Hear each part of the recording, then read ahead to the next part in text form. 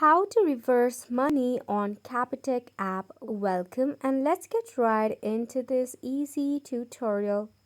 For this, you need to launch a Capitec mobile banking application app and log in into your account. Once logged in, you need to navigate to the Transact section on the app's main screen. Within the Transact section, check out for debit orders. Enter the remote PIN that you added for specific actions within the app. Choose the transaction from the list of your past debit orders. Once you choose it, you will see the option of Dispute. You need to click on the Dispute option. The app will ask you to provide a reason for wanting to reverse the payment. Select a reason that accurately reflects the situation.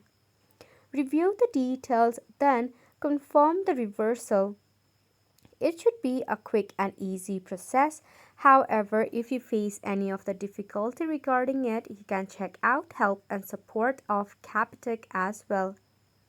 And it's a wrap for the video as well. Thank you so much for tuning in. We'll see you very soon.